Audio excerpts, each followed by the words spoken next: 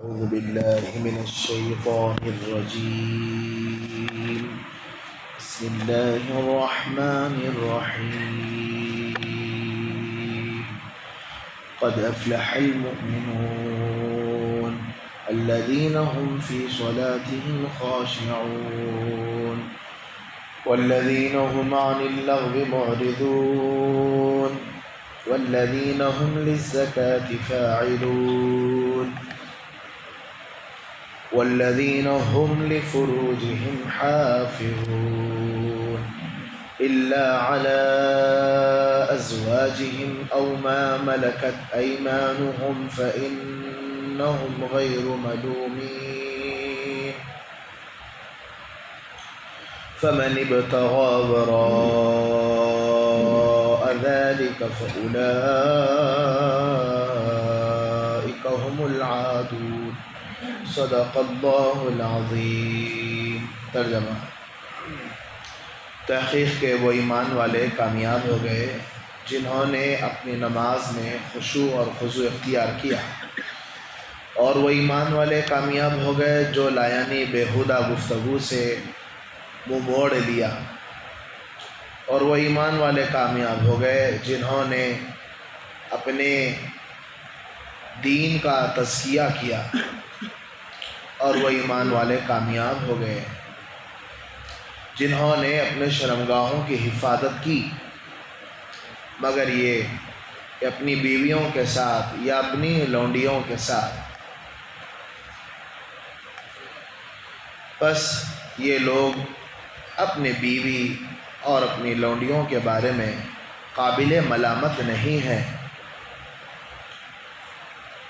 اور جو شخص ان کے علاوہ، ان دونوں کے علاوہ حد سے تجاوز، ان دونوں کے علاوہ کسی اور کو تلاش کرے گا، ان دو راستوں کے علاوہ کسی اور راستے کو تلاش کرے گا، بس وہ لوگ حقیقت میں حد سے تجاوز کرنے والے ہیں.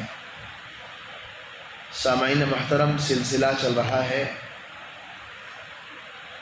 ایمان والوں کی صفات کا. سورہ مومنون اس سورت کا نام ہے. آیت نمبر 1، 2، 3، 4 کی تفسیر مکمل ہو چکی ہے. آج آیت نمبر 5، آیت نمبر 6، ان دو آیتوں کی تفسیر ہوگی.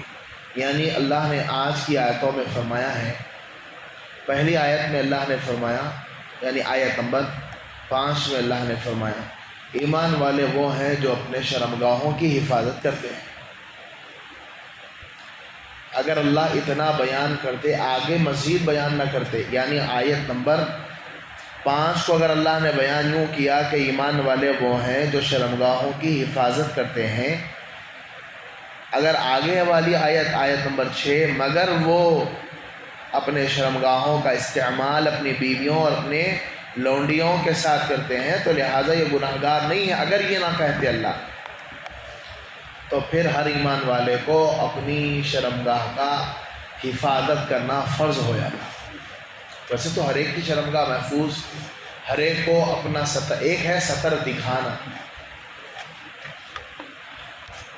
کسی اور کے سامنے سترک ہونا زنا کرنے کے لیے اپنے شرمگاہ کی حفاظت کرنا ہے، یعنی کہ اپنی شرمگاہوں کو حرام جگہوں سے بچانا، غلط جگہوں پر اپنی ناجائز خواہشوں کو پورا نہ کرنا، شرمگاہ کی حفاظت. اللہ کے رسول حضرت محمد صلی اللہ علیہ وسلم نے ارشاد فرمایا، ایمان والے مرد کی ناف سے لے کر گھٹنوں تک کا حصہ چھپانا فرض ہے. ناف سے لے کر گھٹنوں تک کا حصہ اللہ کے رسول نے فرمایا کہ وہ چھپانا، اتنا حصہ فرض عین ہے. اپنے بیوی کے علاوہ کسی اور کے سامنے اس حصے کو کھولنا حرام ہے. نہ ماں کے سامنے بالغ بچہ کھول سکتا ہے، نہ اپنی بیوی کے علاوہ کسی اور کے سامنے حصہ کھولنا حرام ہے. ایک صحابی رسول ہے جن کا نام ہے حضرت جرحد اسلمی رضی اللہ عنہ، اصحاب صفہ کے صحابہ میں سے غریب صحابہ۔ شاید ان کے پاس اتنا کپڑا نہیں تھا جس کی وجہ سے وہ اپنی ران کو نہیں چھپا رہے تھے، یعنی رسول اللہ صلی اللہ علیہ وسلم ان کے درمیان میں بیٹھے ہوئے تھے، ان کی ران نظر آ رہی تھی، ران کا جو حصہ ہوتا ہے وہ نظر آ رہا تھا۔ اللہ کے رسول حضرت محمد صلی اللہ علیہ وسلم نے ارشاد فرمایا کہ تم اپنے ران کے حصے کو چھپاؤ، تم اپنے ران کے حصے کو چھپاؤ۔ حضرت علی رضی اللہ عنہ بھی روایت کرتے ہیں، اللہ کے رسول حضرت محمد صلی اللہ علیہ وسلم نے ارشاد فرمایا کہ تم اپنے رانوں کو چھپاؤ، تم اپنی رانوں کو چھپاؤ۔ لہٰذا اگر کوئی شخص قصداً جان بوجھ کر اتنے حصے کو، یعنی ناف سے سامنے کا حصہ اور پیچھے کا حصہ، ناف سے بالکل سیدھا پیچھے چلے جائیں اتنا حصہ، اور یہاں سے گھٹنوں تک کے نیچے کا حصہ، جہاں سے پنڈلی شروع ہوتی ہے وہاں تک کے حصے کو اگر کوئی آدمی جان بوجھ کر دکھاتا ہے، گناہ کبیرہ یعنی حرام کام کا یہ شخص مرتکب ہوا۔ آج کے نوجوانوں کے پینٹ یا بوڑھا آدمی پہن رہا ہو، جوان پہن رہا ہو، ایسی پینٹ جس کو میں نے خود اپنی آنکھوں سے کئی مرتبہ دیکھا ہے، سامنے کے رانوں کا حصہ پھٹا ہوا ہے۔ پتہ نہیں کسی دنیا دار انسان کی وہ نقالی کر رہے ہیں، کسی کو فالو کر رہے ہیں، لیکن یاد رکھیں اتنا حصہ کھلا رکھنا حرام۔ اور جب یہ لوگ سجدے میں جاتے ہیں، پیچھے والوں کو ان کا وہ حصہ جس کو چھپانا فرض ہے نظر آتا ہے وضاحتاً۔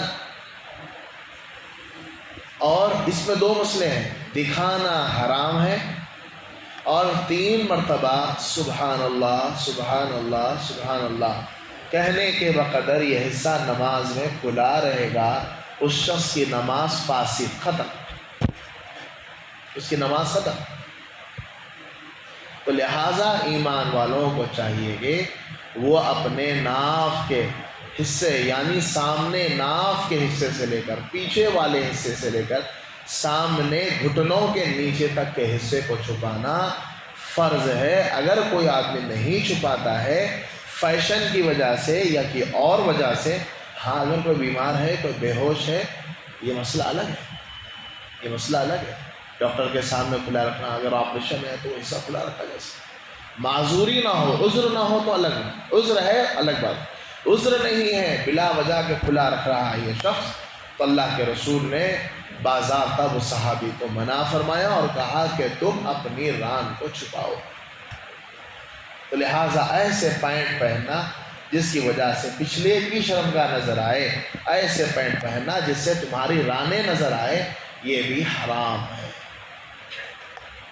والذین هم لفروجہم حافظون، ایمان والے وہ کامیاب ہو گئے جو اپنے شرمگاہوں کی حفاظت کرتے ہیں۔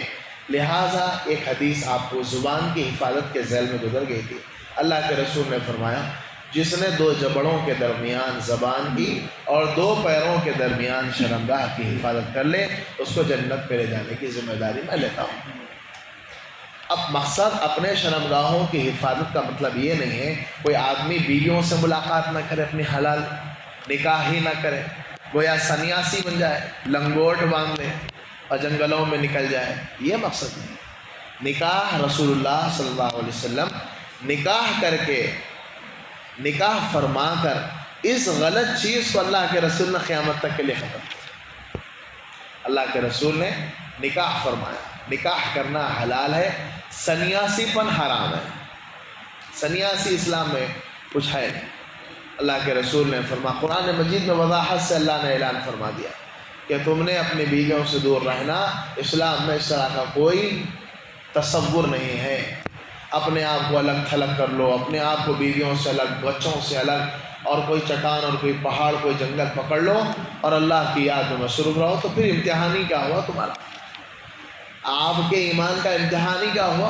آپ مجموعوں میں رہے، بازار میں رہیں، لوگوں میں رہیں، پھر اپنے خواہش نفس کی آپ حفاظت کریں۔ آگے اللہ نے اپنے شرمگاہوں کو 2 جگہوں پر استعمال کرنے کا حکم دیا، ان میں سے ایک آج موجودہ وقت میں حرام ہے، ایک ابھی بھی حلال ہے۔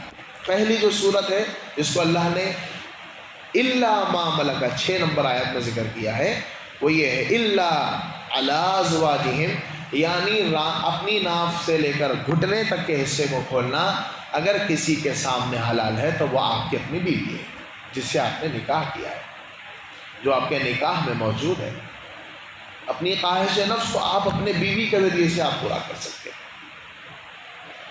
او ما ملکت ایمانہم، یا تو تم اپنی لونڈیوں سے اپنی خواہش کو پورا کر سکتے تھے، ہے نہیں کر سکتے تھے، کیونکہ لونڈی کس کو کہتے ہیں؟ ہماری اپنی زبان میں اگر ہم کہیں نوکرانی سے اگر ہم یہ ترجمہ کریں گے تو غلط ہو جائے گا۔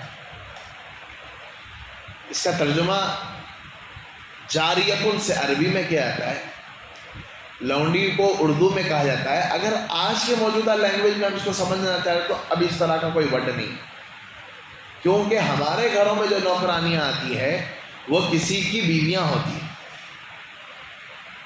اور ایک بات یاد رکھیں، رسول اللہ صلی اللہ علیہ وسلم کے زمانے میں جو لونڈیوں کا نظام تھا، نمبر 1 وہ اس وقت ہوتا، دیکھیے اسلام آنے سے پہلے بھی لونڈیوں کا قصہ تھا، غلام اور باندی جس کو کہتے ہیں، غلام اور باندی جس کو کہتے ہیں، اسلام سے پہلے بھی لوگ قبیلے آپس میں لڑ لیتے تھے۔ تو جو قبیلہ جس قبیلے سے لڑتا تھا، چاہے وہ مسلمان ہو، اب اگر مسلمان قبیلہ غیر مسلم قبیلے سے لڑ رہا ہو تو پھر مسلمان اگر وہ قبیلہ جیت جاتے لڑائی میں تو وہاں کے عورتوں کو اسلام ان کے ماتحت کر کر ان کو لونڈی بنا دیتا، باندی بنا دیتا تھا، اور ان کے مردوں کو غلام بنا دیتا تھا۔ یہ اسلام نے اس کام کو شروع نہیں کیا۔ بہت سارے لوگوں کے ذہن میں یہ بات ہے اسلام نے لونڈیوں کے نظام کو شروع کیا، اسلام نے باندیوں کے نظام کو شروع کیا، اسلام نے نہیں، غلامی کفر کا اثر ہے، اسلام کا اثر نہیں ہے۔ اسلام نے تو لوگوں کو آزاد کرایا۔ عمر رضی اللہ عنہ تو اچھی نماز پڑھنے والوں کو آزاد کرتے ہوئے، ابوبکر صدیق رضی اللہ عنہ نے کئی غلاموں کو آزاد کیا۔ آپ صحابہ کی اگر تاریخ آپ دیکھیں گے، اللہ کے رسول نے کئی غزوہ بدر کے موقع پر اللہ کے رسول نے کئی لوگوں کو آزاد کر دیا، فدیہ دینے کے لیے پیسہ بھی نہیں تھا ان کو بھی، یعنی کہ جنگ کرنے کے بعد جو قبیلہ جس سے جنگ کر رہا تھا وہ اگر شکست کھا گیا، اگر وہ ہار گیا تو وہاں کی عورتیں جیتنے والوں کی باندیاں بن جاتی تھی، وہاں کے مرد ان کے غلام بن جاتے۔ ایک پہلی شکل۔ دوسری شکل یہ ہوتی تھی کہ اس زمانے میں لوگ اتنے کھانے سے مجبور تھے، تنگ دستی اتنی غالب تھی عربوں میں اور اس طرح کے دوسرے ممالک میں بھی کہ لوگ اپنی محنت سے کچھ کما نہیں سکتے تھے، تو مالداروں کو اپنے بچے فروخت کر دیتے، اپنے مالداروں کو بچے فروخت کر دیتے، بھائی ہمارے بچے کو ہم بیچ رہے ہیں، آپ اس کو خرید لیجیے، اپنا غلام بنا لیجیے۔ دوسرا طریقہ اس زمانے میں یہ تھا، غریب لوگ اپنے کھانے کے بھی محتاج رہتے تھے تو ان مالداروں کو ان کے ماں باپ بیچ دیا کرتے۔ دوسری شکل۔ تیسری شکل یہ ہوتی تھی اس زمانے میں کہ چوری کر کے کسی بچوں کو لا لیا گیا، باندیوں کو لا لیا گیا، عورتوں کو لا لیا گیا، ان کے ماتحت چوری کر گیا۔ حضرت سلمان فارسی رضی اللہ عنہ، حضرت سلمان فارسی رضی اللہ عنہ کوئی غلام نہیں تھے، آزاد آدمی تھے، لیکن ان کے قبیلے والوں نے ان کو غلام کہہ کر بیچ دیا۔ لہذا چوری کر کے زبردستی کہیں سے اٹھا کے اس زمانے کی بات کر رہا ہوں، غلامی میں جو اختیار کہتا تھا، باندی کا جو نظام تھا۔ چوتھی قسم یہ تھی کہ ایک قبیلہ دوسرے قبیلے سے لڑتا تھا تو مسلمان قبیلے کا جو امیر ہوتا تھا، جو کنگ ہوتا تھا، اس کو اختیار ہوتا تھا کہ یہ باندیاں جو ہے کس کو دی جائے گی، یہ باندیاں کس کو دی جائے گی۔ لہٰذا اللہ کے رسول حضرت محمد صلی اللہ علیہ وسلم نے بھی ایک جنگ کی تھی جس میں حضرت صفیہ رضی اللہ عنہ، بہت خوبصورت صحابی عورت تھی، وہ غلام جب لونڈی بن کر آئی، صحابہ نے کہا یا رسول اللہ آپ ان کو تقسیم مت کریے، صحابہ نے کہا آپ کسی کو مت دیے یا رسول اللہ، آپ اپنے لیے ان کو رکھ لیجیے، ان کو اپنے لیے آپ کیا کر لیجیے، اپنے لیے آپ رکھ لیجیے۔ چنانچہ اس زمانے میں یہ نظام ہوتا تھا، جو امیر ہوتا تھا، جو حاکم ہوتا تھا، اس کو اختیار ہوتا وہ دے یا تو پھر ان کو آزاد کر دے۔ اور اس چیز کو حاصل کرنے کے لیے یعنی لونڈی بنانے کے لیے جہاد کا عمل فرض ہے۔ اسلامی سلطنت ہو، پھر وہاں پر کافروں سے جہاد ہو، اور پھر ان کا آپس میں معاہدہ نہ ہو۔ 3 شرطیں: جہاد ہو، اسلامی سلطنت کا امیر ہو، تیسری چیز آپ جس سے جنگ کر رہے ہو ان دونوں کے درمیان میں کوئی ایگریمنٹ نہ ہو، کوئی لا نہ بنی ہوئی ہو۔ اب تو موجودہ پوری دنیا میں یہ بات پورے ملک والوں نے مل کے بنائی ہے، پورے ورلڈ طور پر، کہ آج سے غلامی کا کوئی نظام ہمارے پاس نہیں ہے۔ اگر خدا نخواستہ لڑائی ہو بھی جائے گی تو آپ کے ملک کے لوگ ہمارے غلام نہیں بن سکتے۔ لہذا موجودہ وقت میں نہ جہاد ہے، نہ موجودہ وقت میں اسلامی سلطنت پوری دنیا میں کہیں بھی باقی نہیں رہی۔ تیسری چیز، پوری دنیا والوں نے مل کر اس بات کا قانون بنایا ہے کہ کوئی لونڈی اور غلام کا مسئلہ ہمارے پوری دنیا میں نہیں بنایا جائے گا۔ لہٰذا اس صورت کی وجہ، ہاں جب امام مہدی تشریف لائیں گے، حضرت عیسیٰ علیہ السلام جب تشریف لائیں گے تو پھر یہ چیز اس وقت حلال ہو جائے گی، کیونکہ اس وقت اسلامی سلطنت ہوگی، امیر ہوگا، اور اس وقت اسلام کے معاہدے اس وقت جو غیر مسلموں سے ہوں گے اسلامی سلطنت آنے کے بعد وہ سارے معاہدے ٹوٹ جائیں گے۔ تو لہٰذا اپنی بیویوں کے سامنے سطر کا کھولنا حلال ہے۔ اور اپنی، آج کل تو بہت سارے لوگوں نے، بس میں نے کئی مرتبہ کئی لوگوں سے سنا ہے کہ اس طرح جو ہمارے ہندوستان سے اور پڑوسی ملک سے اور دوسرے ملکوں سے جو نوکرانیاں بن کر سعودی عرب جا رہے ہیں، وہ لوگ ان کو لونڈی سمجھ کر ان سے زنا کا کام کر رہے ہیں۔ حالانکہ گھر میں کام کرنے والی کے بارے میں نے کہا وہ نوکرانی ہے، وہ اجرت لینے والی ہے، وہ کسی اور کی بیوی ہے، اگر نہ بھی ہو تو وہ کسی کی بیٹی ہے، لہٰذا وہ آپ کی بیوی نہیں ہے۔ شرمگاہ اگر کسی کے سامنے کھولنا ہے تو وہ بیوی کے سامنے ہے، لہٰذا یا تو پھر لونڈی کا نظام تھا، وہ باندی کا نظام تھا جس کو اسلام نے اب باقی نہیں رکھا ہے، تو لہٰذا اپنی نوکرانیوں کو اپنے گھروں میں کام کرنے والی کے ساتھ اپنے خواہش نفس کو پورا کرنا حرام ہے اور زنا ہے۔ یہ دونوں، ایک بات تو حرام کی ایک بات آ گئی۔ اگر کوئی اپنی بیوی سے خواہش نفس پورا کرتا ہے فَإِنَّهُمْ غَيْرُ مَلُومِينَ، وہ ملامت والا نہیں۔ فَمَنِ ابْتَغَىٰ وَرَاءَ ذَلِكَ، اور جو آدمی اس کے علاوہ یعنی اپنی بیوی کے علاوہ یا اسلامی سلطنت جب دنیا میں قائم ہو جائے گی تو اس وقت جو باندیوں کا نظام شروع ہو جائے گا دوبارہ سے، تو اس وقت اگر دوبارہ باندیاں مل جائے گی تو اس وقت جو آدمی اپنی، اچھا ایک بات یاد رکھیں، بیوی نکاح میں ہوتی ہے، باندی اور جو لونڈی ہوتی ہے وہ نکاح میں نہیں ہوتی ہے، بلکہ وہ ملکیتی طور پر آپ کے مالک بن جاتی ہے، آپ اس کے مالک ہیں، اس لحاظ آپ سے اس کے اپوزٹ، اس کا اپوزٹ کیا ہے؟ غلام کیا کسی آزاد عورت سے اپنی خواہش پوری کر سکتا ہے؟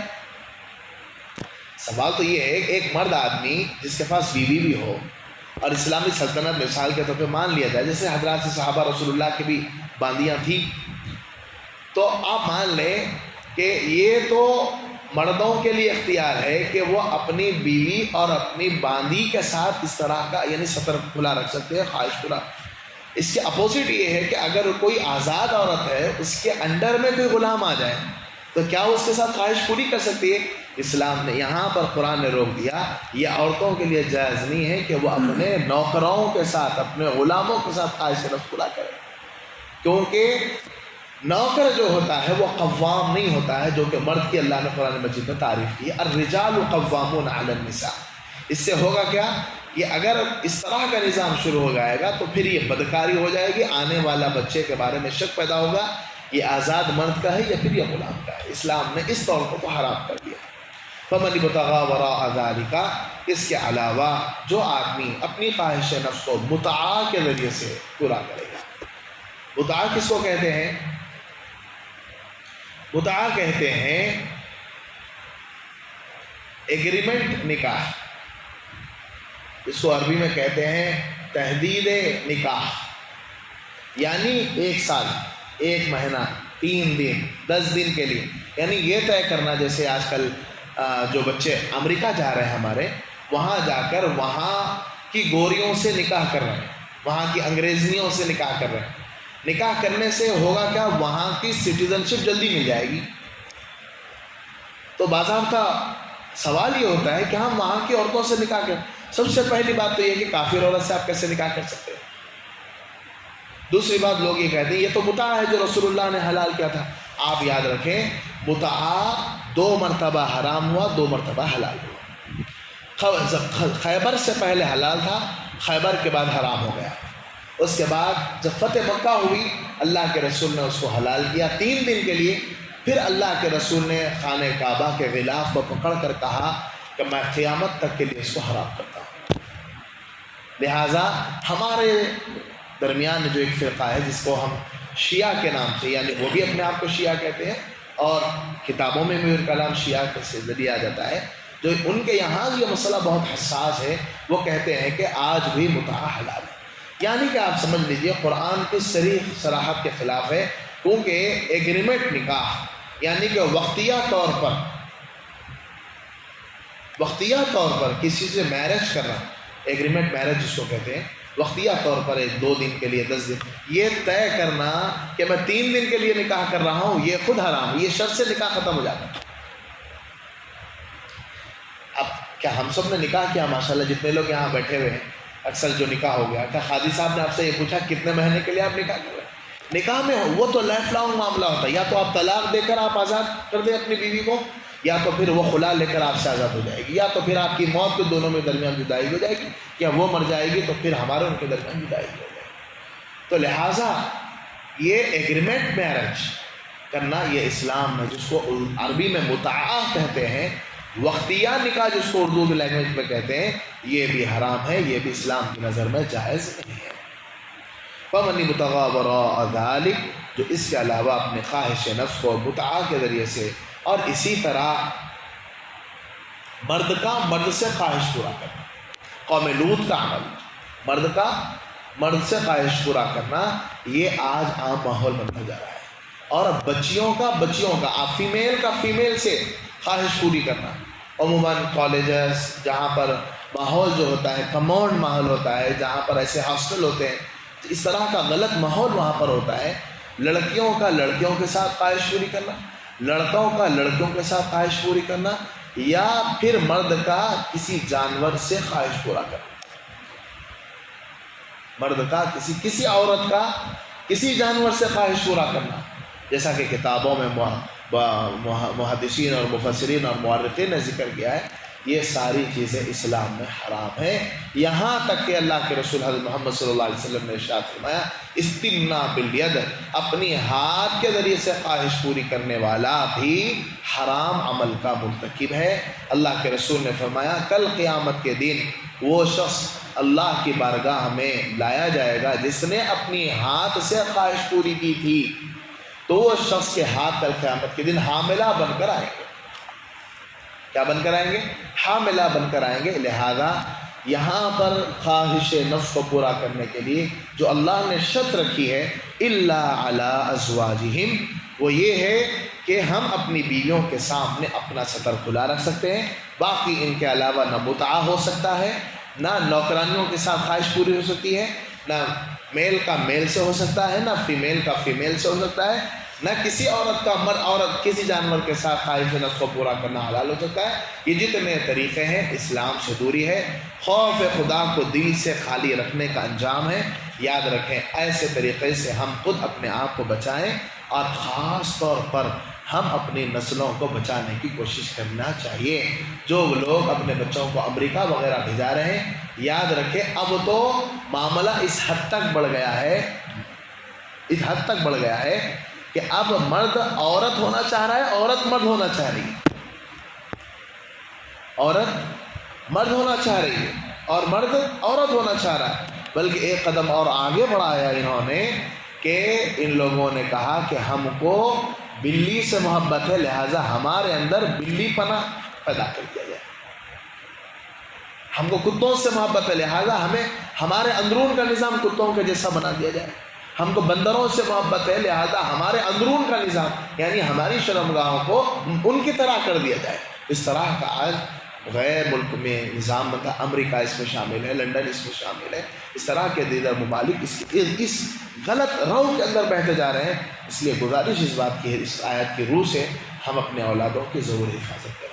چند دنیا کے کوڑیوں کو کمانے کے لیے اگر ہم اپنی اولاد کو اور دنیا کی معمولی جھوٹی سرٹیفکیٹ کے لیے، بچہ کہاں سے پڑھ کر آیا، لڑکی کہاں سے پڑھ کر آئے، ارے میری بچی تو لنڈن سے گولڈ میڈل ہے، میرا بچہ تو امریکہ سے گولڈ میڈل ہے، یاد رکھ لیں گولڈ میڈل تو مل جائے گا لیکن آپ کا بچہ آپ کا نہیں ہو سکے گا، وہ اسلام کا نہیں ہو سکے گا۔